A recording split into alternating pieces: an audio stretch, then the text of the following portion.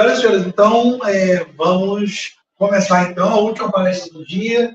Querido Paulo Zacari, gamificador, professor, Raízes Lúdicas, vai falar um pouquinho para a gente então sobre gamification, os elementos de jogos mudando o mundo. Paulo, bem-vindo, obrigado. Valeu, Márcio. Obrigado aí pelo convite. Valeu, querido, muito obrigado. E aí, pessoal, uma boa tarde aí a todos vocês, todo mundo que está ouvindo aí. Primeiro me apresentar, né? Meu nome é Paulo Zacari, como o Márcio falou, eu atuo com a área de gamificação, sou consultor de aprendizagem baseada em jogos. A minha área, né, de atuação é na área de pedagogia, educação, né? Então a perspectiva que eu trago acaba sendo, né, vindo um pouco dessa área, mas quero falar um pouquinho, né, da gamificação de uma forma mais ampla e trazendo alguns exemplos práticos, né, de uma forma bem desse contexto micro, né, até esse tema macro aí com essa ideia de mudando o mundo, né, nesse tempinho. A primeira coisa que eu acho interessante, né, esse título, acho que assim, quem já é da educação naturalmente já tem essa primeira provocação, né, mudando o mundo, mudando para onde, né, mudando para melhor, mudando para pior, como é que isso funciona? A mesma coisa que acho que quando a gente está falando assim sobre tecnologia, né, então a forma que a gente vai utilizar e o quanto de conhecimento a gente tem vai apresentar, né, a direção para onde a gente está levando esse conhecimento. Aqui mesmo, né, nessa introdução, né, em algumas palestras que nós ouvimos, alguns aspectos positivos, alguns aspectos negativos, então existe sempre um contexto complexo aí que a gente, né, considera quando a gente está falando sobre gamificação. Mas para entrar, né, um pouquinho assim nesse campo prático, eu vou fazer essa primeira distinção, né, inicial, e na verdade eu coloquei aqui, né, até esses 3 elementos assim, né, que acabam tendo alguns elementos em comum, caminhando um pouco juntos em alguns momentos e, portanto, sendo importante fazer essa distinção, né? O que é exatamente gamification, game design e aprendizagem baseada em jogos? Primeiro, assim, para dar até um exemplo prático, né? Geralmente, as pessoas que eu conheço que atuam na área de jogos, elas atuaram já em alguma área, dentro da educação ou dentro das suas próprias carreiras, e em algum momento elas se depararam com os jogos como uma extensão, né, das suas pesquisas. Para mim, particularmente, foi ao contrário, né? Eu entrei na área de jogos, meio que eu caí de paraquedas, vou explicar como, e posteriormente que eu fui entrar para a área de pedagogia e educação por conta da área de jogos. Eu sempre atuei assim, atuo há uns 10 anos, mais ou menos, com a área de aprendizagem baseada em jogos, e dentro dessa aplicação eu caí de paraquedas porque eu sempre trabalhei na área de vendas, área comercial. Então, assim, numa dessas entrevistas de trabalho eu tive uma oportunidade de trabalhar num curso, né, um curso de informática profissionalizante para crianças que, no geral, assim, tinham algumas dificuldades escolares, muitas delas, né, vinham de lugares distantes para poder fazer o curso, né, pagavam pais, assim, que tinham poucas condições de ir, mas faziam um esforço ali para pagar, né, esse curso e que as crianças pudessem acessar. E nesse primeiro momento eu tive esse treinamento para trabalhar, né, e ensinar um pouco mais sobre essa parte de informática profissionalizante. E nesse momento eu me percebi, assim, né, com uma grande necessidade de pesquisar mais recursos. E daí eu comecei a pesquisar. Por quê? Não sei se vocês já tiveram, né, essa experiência educacional, mas para quem tem 0 experiência educacional, não tinha pedagogia, entrar numa sala com 40 estudantes olhando para sua cara, amigo, você precisa de toda a ajuda que você puder conseguir. Então, comecei, né, a catar, sempre fui muito, né, autodidata, buscando um pouquinho desses materiais, né, lendo algumas revistas, e acabei me deparando com um material interessante que acabou dando essa guinada ali, né, na minha vida para trabalhar com gamificação, que foi uma escola que eu gosto de usar como exemplo, que é a Quest to Learn, né? Quest to Learn é uma escola que fica em Nova York, eles trabalham com um currículo totalmente baseado em jogos, e a partir daí eu comecei a ler, estudar um pouco mais desses materiais e começar a experimentar, né, um pouco esse uso da gamificação e dos jogos dentro do meu trabalho. A gamificação, ela acaba sendo assim, né, aí eu falei que ia falar sobre a distinção. Enquanto o game design, ele é o estudo dos processos que você utiliza, né, para a criação e construção de um jogo, de uma forma muito simplificada aqui. E a aprendizagem baseada em jogos, né, todo um campo também bem abrangente no qual você pode utilizar os jogos como uma ferramenta, como uma forma de aprender, seja aplicando os jogos, ou seja, construindo um jogo, né, você tem diversas formas para aprender. E também a gamificação é quando você faz essa retirada desses elementos dos jogos e você começa a aplicar isso em contextos fora do jogo, né? Então, como foram colocados aqui como exemplo, uma aula de matemática, num treinamento profissional, né? Então, você vai tentar tornar isso daí um pouco mais divertido e tornar uma coisa um pouco mais interessante. Agora, também, como foi, né, citado aqui mais cedo, nem todos os jogos educacionais que a gente já jogou aí na vida, eram super legais, né? Ou eram super interessantes. Isso porque, às vezes, uma pessoa que está ali construindo o jogo, ela tem um baixo repertório de jogos, né? Como é que, às vezes, uma pessoa que jogou ali só uma vez na vida, um jogo da vida aqui, um cara a cara ali, um Uno ali, vai conseguir fazer um jogo, né, que seja uma coisa abrangente. Muitas das vezes as pessoas que vão fazer essa construção, elas têm, né, pouco tempo até de jogo, né, que dirá da questão da produção de um jogo. Portanto, a gamificação também passa por essa mesma coisa, né? A gente consegue imaginar aí que se a gamificação ela é o uso dos elementos dos jogos, quanto mais você conhece de game design, ou quanto mais você conhece de aprendizagem baseada em jogos, mais a fundo e mais engajadores serão os jogos e os materiais que você vai conseguir construir, certo? Então, aí aqui, né, só para dar um toque, na verdade, gamificação. A minha área, né, a educação é a área onde eu consigo, né, transitar melhor, mas ela é aplicada em um grande número de cenários. Desde a parte de saúde, né, com o nosso amigo estava falando aqui agora, recursos humanos, marketing, vendas, sustentabilidade, treinamento corporativo, engajamento comunitário, desenvolvimento pessoal, finanças, e aqui, na verdade, existe uma lista muito maior, né, que nem caberia aqui para falar tudo, mas só para a gente ver, né, como é interessante a versatilidade das aplicações que nós podemos fazer.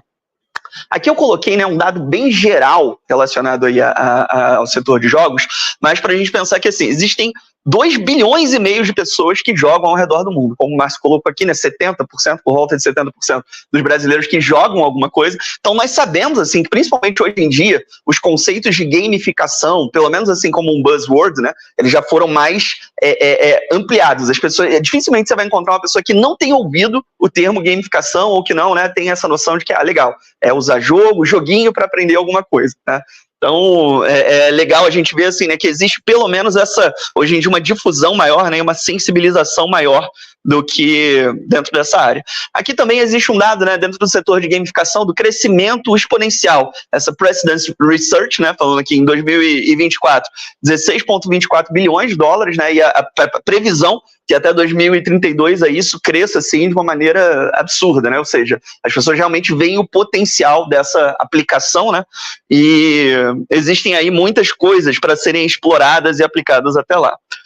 E aí a gente tem essa distinção também, quando a gente está falando sobre a gamificação em um contexto educacional ou no mercado, a gente em geral está falando sobre essa questão da produtividade, né? As técnicas de gamificação, as técnicas que são retiradas dos jogos para aplicação, elas são geralmente pensadas num contexto de aumentar a produtividade, aumentar o engajamento. Eu lembro que assim, a primeira experiência que eu tive com um grupo assim, de jogos de tabuleiro, eu passei uma noite com um grupo jogando jogos de tabuleiro. Era um grupo que se reunia geralmente, né? E eu entrando assim na área de educação, isso me chamou muito a atenção. A gente ficamos de 7 da noite até as 6 da manhã jogando. Eu falei, caramba, foi uma experiência única, assim, né? E para mim foi muito interessante. Eu falei assim, gente, se eu conseguisse trazer um pouquinho desse engajamento e dessa diversão que a gente estava aqui, a gente não viu a hora passar, né? Come alguma coisa, vai pegando alguma coisa, quando você vê a hora passou. Se eu conseguir trazer um pouquinho disso para os meus alunos, eu acho que já vai ser uma coisa muito legal, né? Então, a gente tem aí esse contexto que é legal, né? De pensar tanto para a área de educação, quanto num sentido de produtividade corporativa, em todas essas áreas aí, a gente tem algo que é muito possível de você impactar. Eu lembro que, assim, também uma das primeiras experiências que eu tive com uma ONG, depois que eu fiz esse trabalho nesse curso, eu fui começando a ter experiências variadas no setor de educação. Então, trabalhei por algum período em ONGs, que é um lugar, assim, né, onde você tem muitas das vezes um orçamento mais restrito, mas ao mesmo tempo muitas dificuldades que as crianças trazem também, tanto da escola quanto questões familiares, mas elas trazem também uma curiosidade, uma inventividade, uma capacidade até de criar os seus próprios jogos, né, e de se engajar com as atividades que você propõe, que são muito interessantes. E muitas delas acabam tendo uma relação emocional com os jogos, que às vezes elas têm um bloqueio com a questão do ensino, por alguma questão emocional, por acharem, né, que não são capazes de aprender. Quantas vezes eu ouvi isso, né,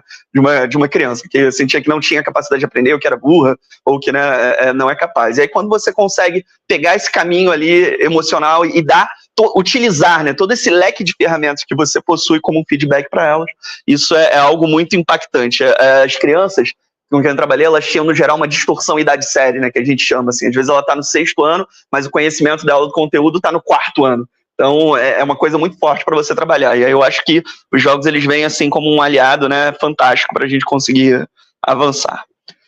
Bom, e aí a gente tem, né, esse ponto que eu estava comentando sobre a gamificação de forma superficial. Isso em gamificação é chamado de PBL, né? Points, Badges and Leaderboards. Provavelmente vocês já ouviram, né? Já viram isso em diversos jogos. Mas é aquela coisa, é meio que um limite que, de uma forma geral, acaba se chegando quando se pensa. São os primeiros elementos e muitas das vezes não se avança, né? Muito mais disso. Então, é sempre interessante desenvolver pesquisas e um conhecimento maior sobre quais são essas técnicas. Se existem mais coisas além disso para a gente usar e como a gente pode utilizar isso. Então, dentro desse período, né, eu até brinquei com meu amigo, eu tenho uma palestra que eu gostaria de fazer em 3 horas, que vai em 30 minutos. E esse é o desafio. Então, assim, né? Aí aqui eu tô trazendo uma coisinha, claro, para vocês, quem se interessar, talvez alguns de vocês já conheçam, mas é uma ferramenta, um framework, um recorte, tudo isso que a gente está falando, né, no universo de jogos que tem material para você estudar por 2 vidas inteiras, mas são recortes que você vai fazendo e analisando, né, que você pode trabalhar. Esse daqui é uma ferramenta chamada Octalysis, é um framework criado pelo Yu Kai-Chou. Foi uma das minhas referências iniciais na área de gamificação. Ele aplica para um grande número de empresas, profissionais e também na área de educação. E ele fala que, na verdade, você tem 8 cores principais, ou 8 motivadores, que são coisas que você pode ajudar a utilizar essas técnicas de jogos de uma maneira mais direcionada. Então, dentro desses 8 cores, ele tem um grande número também de técnicas variadas que podem ser aplicadas em cada uma delas. Muitas delas se relacionam com a questão das mecânicas de jogo também. Então, existe um diálogo, embora elas sejam mais abrangentes e possam ser aplicadas desde um aplicativo, numa dinâmica, numa oficina, né, por aí vai. Primeiro deles, vou fazer uma leiturazinha muito breve em cima de um deles. Não tenho que dar uma olhadinha no tempo para dar um controle, mas beleza. A gente tem o primeiro deles, que é o significado épico, que é quando você tem um chamado dentro do jogo para algo maior do que você, algo que te convoca, é o chamado da aventura, algo que vai fazer você sair do cotidiano e entrar, o professor falou do Huizinga, né? Então é um círculo mágico, né? O que faz você entrar no círculo mágico do Huizinga, né? De uma certa maneira. Então, esse chamado épico, ele pode estar sendo aplicado de diversas formas. Desde você, sei lá, se um jogo Zelda, você tem que salvar a princesa, aquela coisa, né, mais clássica, ou no jogo Plague, em que você adota o papel de um cientista que vai salvar o mundo, ou seja, alguma causa maior do que você. No segundo, né, que é essa parte de realização, são feedbacks que você tem de que você está alcançando alguma coisa dentro do jogo. Passei de uma fase, alcancei um novo marco, tive um novo nível, né, que me premiou pelo que eu fiz até aqui. No terceiro, a gente tem o empoderamento, criatividade, que são esses blocos de ferramentas que você vai poder dar para a pessoa que está jogando, para que ela se sinta empoderada e consiga avançar dentro do mundo do jogo. Sentimento de propriedade, quando você tem uma pessoa que está trabalhando dentro daquilo ali, dentro do jogo e construindo alguma coisa. Usaram mais cedo esse exemplo, né, de Clash of Clans, esses jogos em que você pode construir alguma coisa que você visualiza, você tira um tempo construindo, então você tem interesse de voltar naquilo ali. Influência social, aquela coisa, né, normal que a gente tem de trocar com os amigos, recomendar um jogo, colocar alguma coisa, e uma série de técnicas que você pode fazer para influenciar. Antigamente a gente tinha muito isso, esses joguinhos de Facebook, né, que o pessoal jogava Farmville, manda um presentinho pro amigo, aí o amigo baixa o jogo. Então, tá muito ligado com essa questão, a gamificação tá muito ligada com essa questão de influência de comportamento. Por isso que ela é uma ferramenta a ser lida com profundidade, porque isso pode ser utilizado de diversas formas. A gente tem também o sexto, que é o escassez. Escassez é aquela coisa, para quem joga aí um joguinho de celular desse, já deve ver, né, que é muito aplicado hoje em dia. Você só pode voltar aqui e jogar daqui a 2 horas, né? E a gente pensa, nossa, que legal, o cara não quer que eu fique aqui 6 horas no jogo. Não, na verdade ele está direcionando você para estar sempre retornando ali. Então, acabou o seu conteúdo agora, volte daqui a 2 horas, depois das horas, por aí vai. Aí a gente tem imprevisibilidade, que são essas coisas assim que surgem do nada para chamar a sua atenção. É uma coisa imprevisível que aconteceu no meio do jogo e gera uma curiosidade. Pô, será que isso aqui vai acontecer de novo? Vou explorar um pouquinho mais. E, por último, a gente tem perda ou evitação. Evitação é uma palavra engraçada para mim, né? Tipo, avoidance. Tá falando, na verdade, de coisas, é um core ou um motivador que está falando sobre coisas que nós gostaríamos de evitar. Em geral, no jogo a gente tem aquela coisa, quero evitar que meu jogador perca, quero evitar, se a gente parar para pensar numa gamificação do Duolingo, quem já usou Duolingo aqui sabe, você tem aquele streak lá, você está 100 dias jogando, não posso deixar de tirar 10 minutos para fazer aqui, senão eu vou perder o meu streak, né? O tempo que eu fiquei ali investindo. Então, não posso perder isso, vou parar o que eu estiver fazendo. Às vezes já vi gente fazendo, inclusive já fiz também, de parar assim numa festa. Não, peraí, rapidinho, o que fazer? Oi? No Rock in Rio. Você fica assim, né, gente, o que eu tô fazendo na minha vida? Mas é legal, né? É importante que também motiva você sob qualquer circunstância, você insistir um pouquinho ali. Bom, e aí, eu trouxe aqui alguns exemplos práticos, né, do que eu tô fazendo no Raízes Lúdicas, como um pouquinho desses exemplos de quais seriam esses cores, só que traduzidos para uma forma prática. Que é sempre legal trazer, né, um pouquinho desses exemplos de gamificação maiores, mas são coisas que, no geral, fica mais acessível de vocês procurarem. Achei bacana, assim, de trazer, né? Eu tô com 5 projetos, assim, que eu tô tocando até o final do ano. 3 deles envolvem essa parte de jogos, mas antes de haver a construção de um jogo, eu tô aplicando técnicas de gamificação para aplicar isso como uma mecânica, como uma dinâmica, como uma oficina, e posteriormente, né, utilizando nesse framework para construir um jogo a partir disso. O outro é um workshop de jogos que eu estou fazendo, e o outro são aulas online, que eu tenho feito assim, desde a época da pandemia, para trabalhar com matemática, ciência, língua portuguesa e utilizando técnicas de gamificação. É muito legal, assim, você vê esse trabalho, né, de conexão. As crianças assim, acabam sendo uma referência muito boa. Mesmo eu tendo um público variado, é um público com quem eu sempre gosto de trabalhar, porque eu acho que a aprendizagem é um processo contínuo. A gente começa a aprender, né, desde pequeno e vai... existem esses conceitos, né, de lifelong learning. A gente passa a vida aprendendo. Então, esse projeto chamado Aventuras Digitais, trabalha assim num mundo de fantasia, que eu coloquei esse core do significado épico e chamado. Existe um mundo de realidade, um mundo no qual as crianças podem acessar um laboratório de realidade virtual, e aí esse jogo ele tem uma série de glitches, uma série de problemas, e elas precisam transitar dentro desse mundo para que outras crianças possam jogar também. Então já sai aquela coisa do vem cá, ajuda as outras pessoas que estão participando, então você vai ficar bom enquanto você está mexendo com isso. Então já é um chamado inicial onde a gente faz essa aplicação do core. E aí, claro, né, tem toda essa série de técnicas ali que vão sendo aplicadas depois. Isso aqui foram algumas oficinas que foram aplicadas em escola, e é legal, assim, que a gente trabalhou com essa questão de computação desplugada, né, então trabalhou muito com materiais analógicos, o que é legal para escolas que às vezes não tem muita infraestrutura.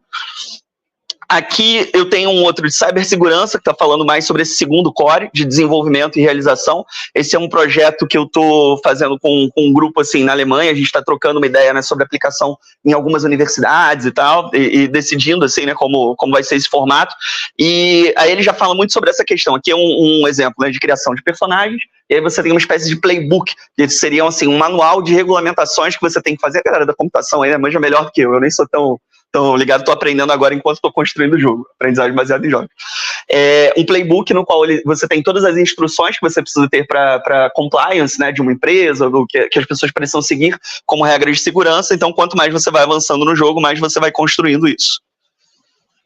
Empoderamento e criatividade, voltei aqui, né, para Aventuras Digitais, só para mostrar esse exemplo, que conforme as crianças entram, elas podem acessar um avatar, e cada avatar delas dá uma capacidade diferente dentro do mundo do jogo.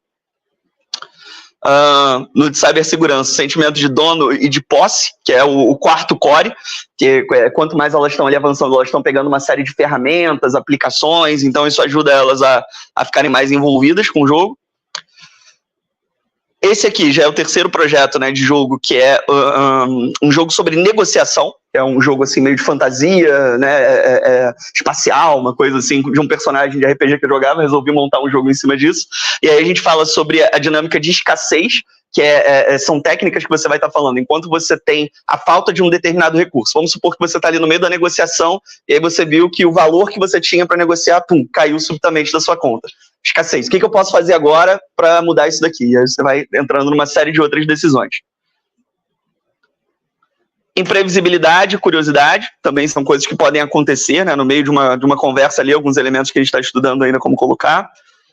E aí aqui eu já botei um outro exemplo para falar do core de influência social. Você vê, todos esses 3 que eu estava comentando até agora eram sobre desenvolvimento de jogos em si. Agora eu estou falando sobre um projeto de workshop. É uma outra coisa, é uma aula, é uma ativação, mas nas quais podem ser aplicadas as técnicas de jogos para ensinar.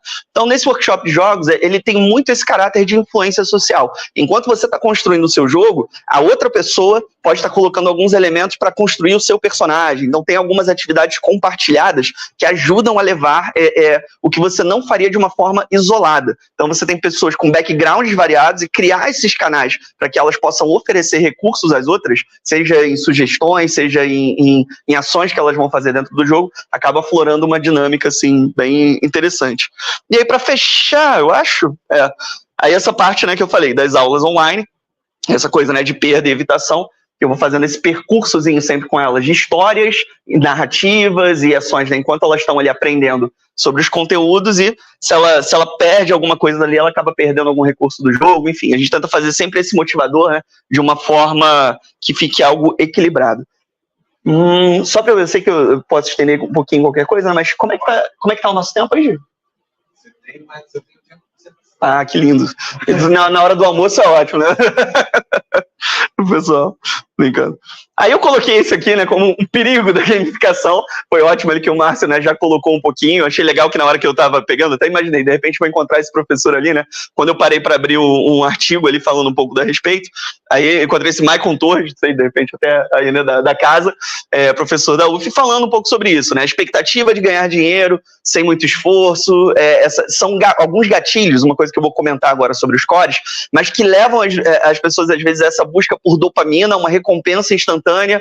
Foi até curioso isso, né? Que esses dias eu saí assim com um grupo e aí tinha uma das pessoas que estava na mesa falando: nossa, joguei no Tigrinho, ganhei R$1.800, aí depois eu fui jogando, perdi, não sei o quê. Então é complicado, né? São sempre essas mecânicas de jogo também utilizadas para desenvolver um comportamento obsessivo, né? E aí uma das coisas assim que eu vou voltar muito rapidinho só para mostrar esse quadro aqui, que eu acho que é algo interessante de demonstrar, de explicar para vocês, é que essa ferramenta, esses 3 primeiros itens aqui, significado épico, realização e empoderamento, eles são chamados de técnicas de white hat. O que seriam essas técnicas de white hat? Você vai ter elementos que empoderam e fortalecem a capacidade de agência do jogador. Então, você vai ter ali ferramentas que você vai aprender, um significado que te puxa, sempre uma coisa mais para cima.